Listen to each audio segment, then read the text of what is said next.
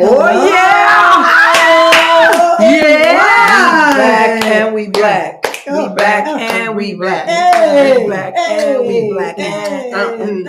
Oh, you said we back and we black. Wow. OMG. My God, I like that. Yes, ma'am. We back and we black. Come on, Right. Talk about it. Talk about it. You all welcome tonight. Everybody. We are here and we are live and in full living color. In And Hey. Yes, ma'am. Yes, thank you all so much for joining us on tonight. Yes. I am Sylvia Carol Grant. I am Winsome McLean. And I am Sharita Cromell. All right. And we are totally us. Yes. Unscripted.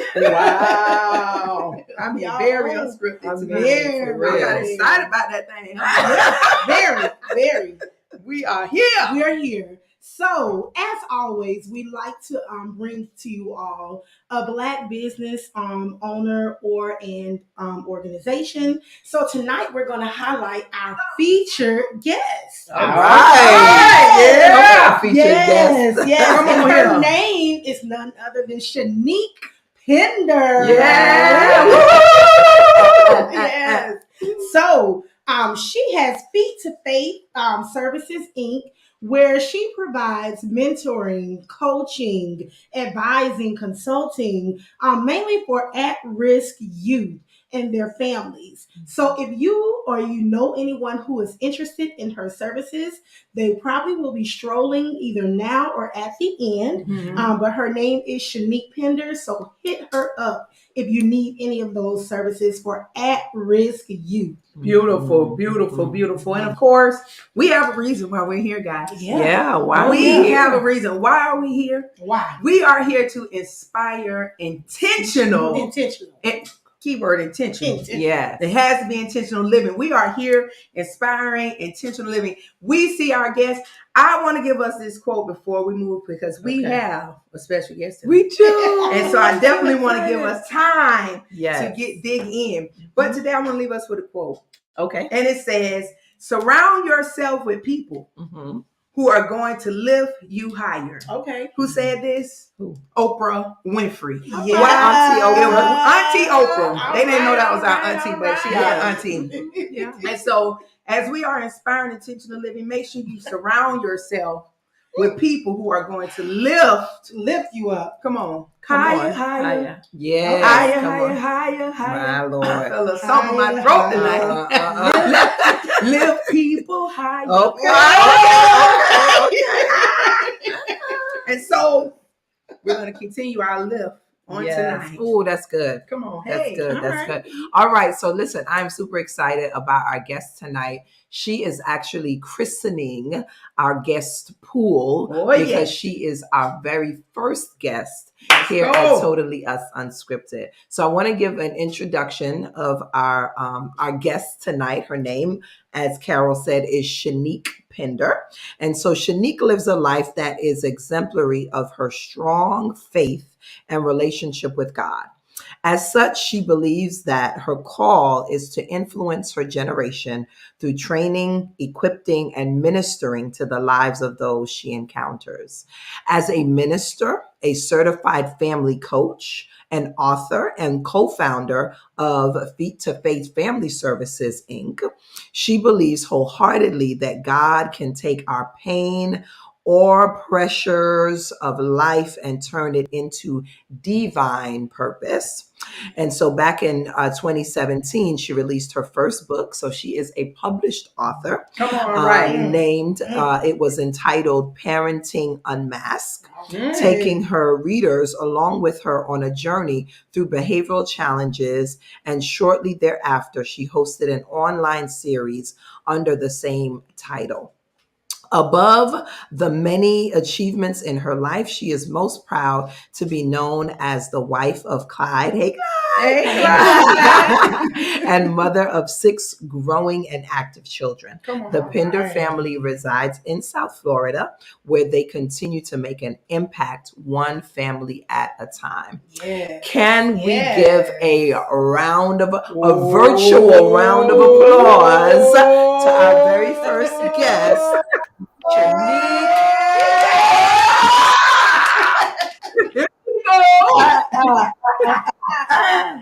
Hello.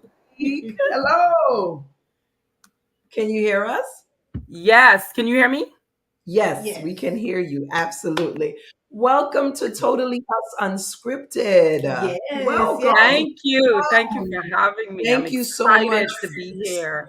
Absolutely. Thank you so much for agreeing to come and to sit with us to have this conversation. And so I'm going to jump right in. Oh, boy.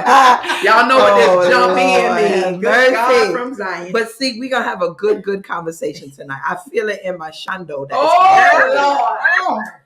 So we just a couple of days ago celebrated Thanksgiving, right? And so a lot of people had their Friendsgiving celebration where their friends came together and they appreciated each other, right?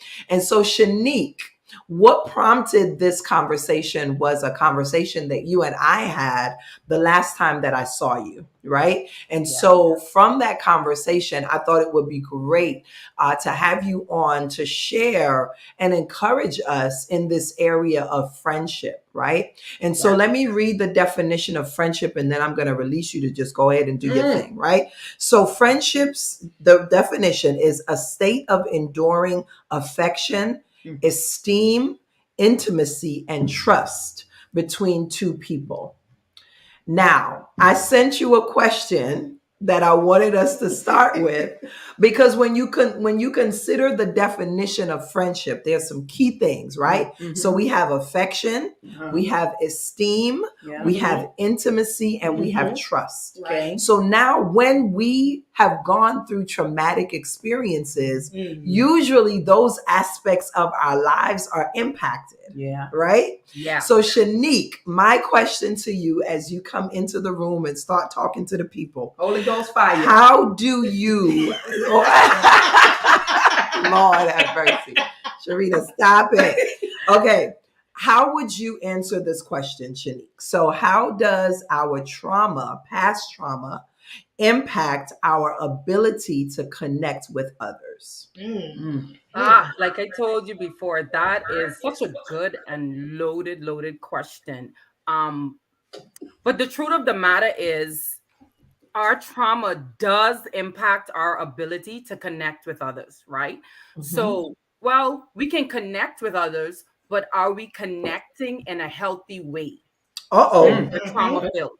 We're not, because that trauma tends to unleash behaviors, actions, responses that impact the friendship. So I'll go back to the conversation that we had, and literally on my birthday, I discussed this. So this is now public knowledge. My very good friend and I, we were friends for, I would say, about 9 or 10 years now. And in 2020, we faced, we came to a critical point in our friendship, right? And now that we look back at it, we realize that honestly, our traumas that we did not deal with was the main reason. Well, one of the main reasons why the adversity that we faced shaped us the way that it did. Because the truth of the matter is, sometimes in friendships, you have things that occur that cause the relationship to be unrepairable. But we can't really say that it was really that serious. But what made it serious was the position that we were actually in personally. So we both were dealing with different level of traumas on various levels, right? And I always say this, and I said it then, it wasn't until I actually got into counseling with Pastor Winsome that Lord.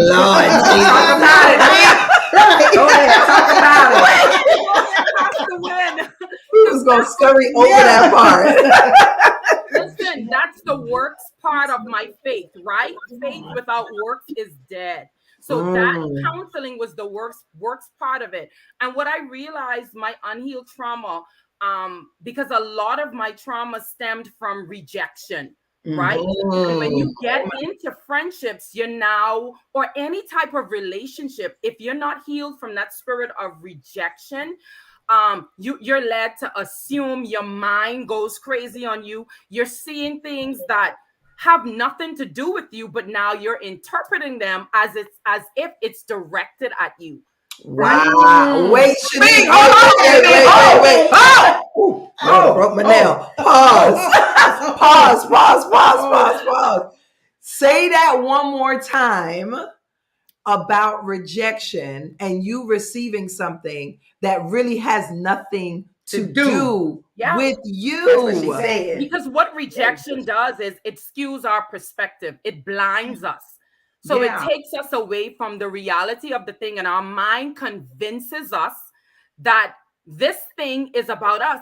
And really, whatever was said or posted, let's use social media, because we're in social media age.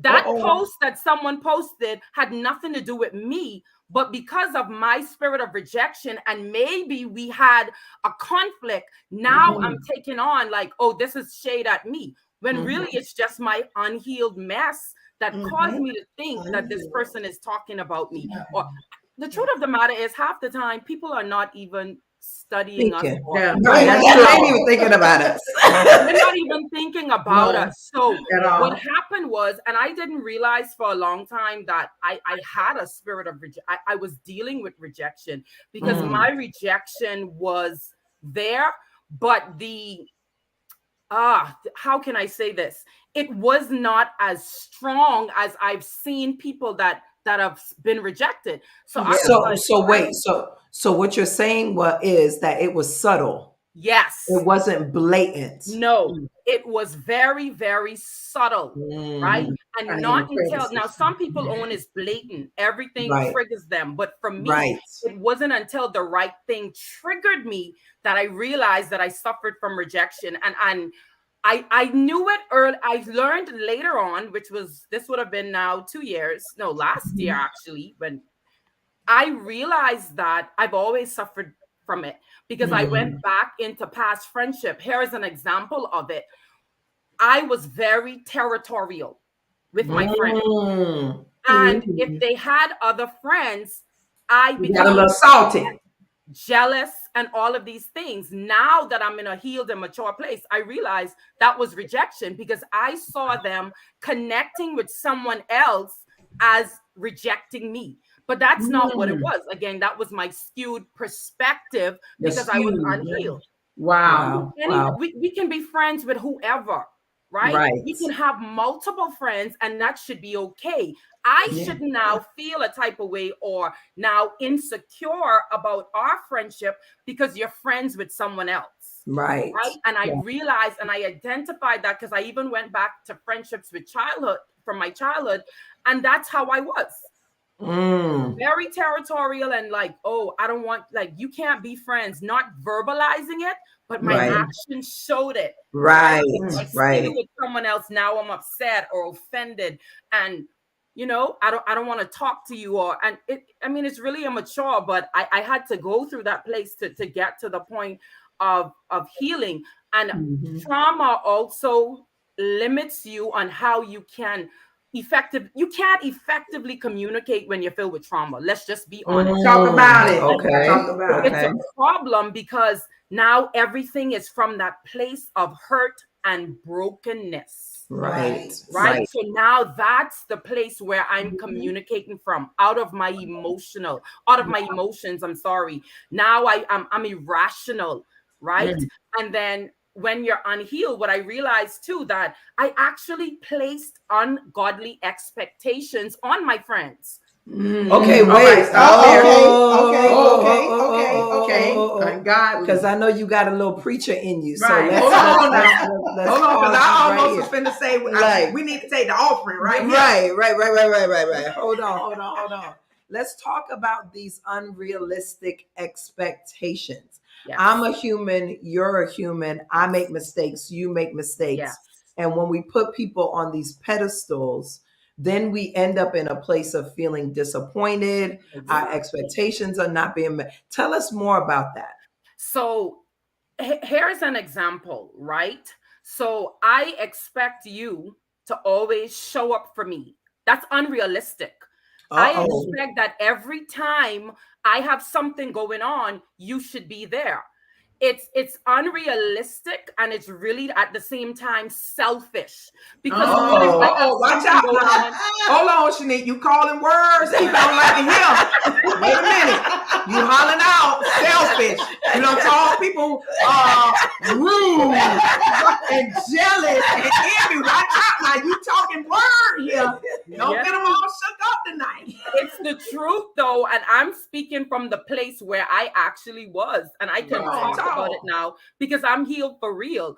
But it's selfish, right? Because and I'm just using that as an example. If I have a friend and I expect you, everything that I have going on, you have to be there. I'm saying to you that whatever you have going on is not as important as what I have going on. And then if you don't show up, now I'm mad. Or now you're supposed to be my friend and you don't even support me. Or the one time that you don't support or I don't support, now, I thought you said you were my friend. No. Right. What if life just happened? Or let's just say, okay, I don't hear from you often, or you don't call me all the time. How do you know that I'm not going through? Wow. See, it was in your how. It was in your how. Yep. How? How do you know?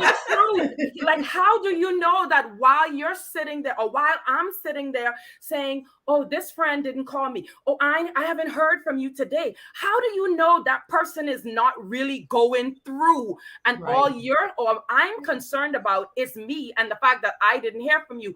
Well, if I wanted to hear from you that bad and it's that important, I could have picked up the phone and say, hey, what's up? I mean, let's be adults. See, they don't want to hear this kind of preaching on here. Let's be adults. We talk about it. Come on. But you know what it is? What I've learned? Trauma makes us prideful because we don't want to be the one to be humble. Right? Because we're prideful, now we become arrogant. Oh, if you don't call me, I'm not calling you. But how do you know that person is not going through something? That's right. Right? Or dealing with something at that moment and actually may have needed to hear from you while I'm wallowing over the fact that, oh, I haven't heard from you. Okay, then that should raise a red flag. Why haven't I heard from you? But when you're unhealed, you're not thinking about all of the reasons why I may not have heard. You're just saying, I didn't hear from you. So because clearly it's about me, and that's the thing that I love. Self-centered, right? Self-centered, egocentric. Everything about you. Wow. When you're unhealed, everything is centered around I, me, and we're never looking at the outcome for someone else. Because you're talking good, Chenique. Good. I'm about to go get my own offering. We need your Zelle. I need to see your offering. I can do that shit. What you need? What y'all need over here? Any relationship that you come in agreement with is not only for you. No. You're building upon with someone else. Yes. So, God, this is so good. And that was one of the things in that friendship, and my friend is actually on.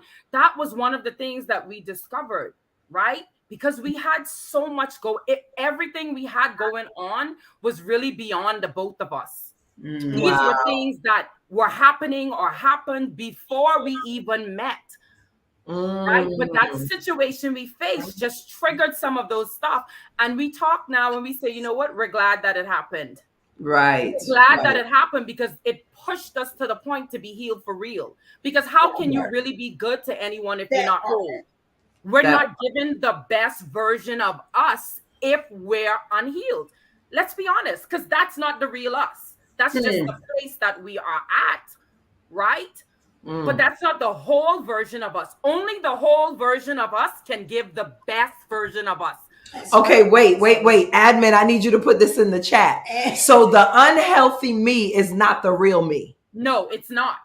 It's the me that I chose to be, because staying in trauma is a choice. I gotta say that. We can't. I could have blamed everyone else that caused the trauma. But I had to get to the place, you know what? I am tired of what this comes with. So I had to decide to heal for real. Come on. We have to make a decision. We can use it as an excuse and say, this one did this, that one did that. And these things may be true. It doesn't excuse what was done, but we have to make the decision to heal so we can be, watch this, good to everyone as we want them to be to us. Because we require things of others that we don't even give ourselves. So I want the best. Hold on. Wait. Back up, Chenique. Wait. Talking hard over No. Wait. Run that back about the good to me, good to you. Run that back one more time. So we want everyone to be good to every relationship we're in. We want the best version of that person, right? Yes. So we're talking about friendship. I want the best version of my friend. Okay. Or friends. But I'm not the best version of Chenique. So why is this ladder lopsided or leaning? Because they're giving me their best, but I'm not giving my best because I'm not even healed. And I'm not making a conscious decision to be healed. So you're just getting whatever you get. Wow. And that's unfair and it again goes back to being selfish, because everybody wants, right? Yeah. What are we gonna give? Because friendship is a covenant. It's two-sided. And I don't believe in the 50-50, because I know we like to say things are relationship. I believe it's 100-100, because why do I? A covenant. 50 is telling me that that's half of you. I don't want half of you, and I don't want to give you half of me. I need to give you the whole me, the 100, which would represent the healed and whole version of me. Wow. Chenique, you done preached the whole sermon in like 0.2 seconds. Yeah. Like, and this. We ready to get a benediction. It's a wrap. I don't even know. Listen, no. But I want to circle back to something that you said that was the precursor to all of this. You said that you and your friend hit a critical point in your relationship. And I don't want us to overlook that or jump past that, because there will be those times that we hit critical moments within our relationship. And just as you said, it pressed out of the two of you what was really on the inside. Yes. Those critical moments will reveal to us what we are really made of. Yes. It will reveal to us the things that we have not settled within ourselves. Exactly. Because I was walking around for years. I didn't believe I was like, I'm healed. But the truth of the matter is, I didn't deal with a lot of issues from my childhood. I just pressed it in a box. So I just compressed it. I forgot that it existed until that thing was triggered. Now, here are all these behaviors, all of these things that are now happening, the way I'm responding. And it's like, oh boy, I really have trauma for real. Because for a long time, I was like, no, I'm good. But I never dealt with anything. And I had to deal with that thing, because guess what? I was praying, I was fasting, but I had never done the work side of it, which is, I say again, get myself in, like, have conversations with a skilled therapist that I can process these things through and see exactly what was happening and why these behaviors was happening. Right. And it came a point where my friend Joanna is on. We laugh about it, and we had both given up on this friendship. I'm like, yeah, this is clearly over. This is done. But what happened was, God was waiting on us to be the healed version of ourselves. So what I over those 2-year break wanted was to rebuild of where we were. But where we were was at a broken place. So why are we going to rebuild from the place of brokenness? Chenique, you better say that one more time for the people in the back. Yeah, so where we were was at a place of brokenness. So I was just so, we got to rebuild. We got to rebuild. We got to rebuild. And God was saying, no, you guys can't rebuild. And the Lord gave me the revelation. The friendship in the first place was not built on a firm foundation. Wow. Right? Two, we're saved. Yeah, we had prayer when we needed to or whatever, but we were not really intentional about God being the center of that friendship. So what did God do? He exploded it from the core. He left us no choice but to heal, come back together, and then make sure that he's at the center, because we saw what him not being at the center was. We saw when we were unhealed. So now that we're mature enough and we went through all that, what we both couldn't see is what God was taking us through those 2 years we were separated. Right? And I was pining over God, because that was my go-to. And I was like, God, what's happening? What is really happening here? But I couldn't see the beauty in what God was actually doing. And not only did he restore that friendship, but he opened it up for another friendship. And not only just that, just for me to be a better friend in general. Right. Because the truth of the matter is, like I said, I wasn't whole. So even though it may have seemed that I was given a lot or given my best or whatever the case may be, and I'm not perfect. So of course, I'm never going to be a perfect friend, but I still wasn't the best version of me. So now this version of me is now the best version of me. And I now can give exactly what I expect. Because in the past, I couldn't. That's so good. That's so good. And Joanna is out here. She's just out here. I mean, applauding, hollering out. That's right. Celebrate your friend, okay, and celebrate up them emojis. Celebrate the restoration. Come on, we love it over here. But and I want to say this: restoration is a two-way thing, because I can want it, and if you don't want it, there's no restoration. That's like the main thing. Some relationships we literally had to go to God, like, is this thing gonna be repaired, or are we just walking away? I mean, we were at the point like walking away, but you go to God and say, is this relationship repairable? Is this and we knew there was a word over that friendship, right? We knew it, but everything that was happening was like, yeah, this doesn't line up with what the words over this friendship is. So we separately, we didn't know until after that. We both were going to God like, God, what's up? I mean, you said this. This is not what's happening here. And I'm thankful for that. I'm thankful that my trauma was triggered, because it opened me up to a new friendship. I was closed off, y'all. Like, I had this mantra, no new friends. And I meant it, right? But how do we know who God is going to use for our next? If we're so close off, if we just have this wall up, right? And say, I literally would not let people in, right? Because I've been hurt in past friendships, and I've been the one that more than likely someone can say that Chenique hurt me. So I'm not perfect. I've been on both ends of it, but because of that, it closed me off. And then I became suspicious, like, hold on here, like, what do you want? So even my that came as a result of this whole thing with Joanna and I, when the Lord said for us to be friends, I'm like, hold up, sir. No new friends at all, sir. I don't let people in. I mean, I know her, but I don't know her, and listen, this is so good. I'm hopeful that one day, Chenique, you and Joanna can actually come on and engage this conversation, because I think you are saying so many key pieces, one of which that I'm extracting. I know that our time is almost up, but one of pieces is that we should not anticipate that we're going back to the way it was, especially if the foundation that our friendship was built upon was not one that was Christ honoring, not one that was healthy and whole, right? So we shouldn't expect to like, oh, I'm going back. No, we're not going back. We have to create something that's different, because we're different, right?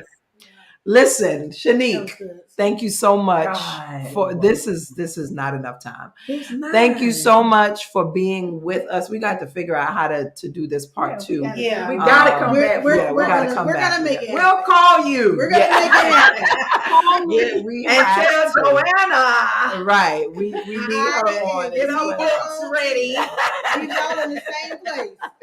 Get our books ready. Oh gosh, but we just want to thank you so much for all of the wisdom, for all of the nuggets that you shared with us, for the transparency that you shared with us on tonight that is indicative of the person that you are. Yes. I know you, so I know this is you, right? And I appreciate you for being here with us tonight. And like I said, y'all, please stay tuned because we're gonna have to do a part two because this is not enough time. Definitely. We need more time. Oh, you coming back? You coming back? Yes. You coming back? Thank you so much. We definitely thank you all. Our followers, the people that were on tonight. Our guests. We appreciate you. If you want a part two, hit us up on our Facebook page, our email, wherever. Instagram, let us know. Because if y'all don't hit us up, we ain't bringing no part two back. We love you. We'll see you all. Bye. Bye.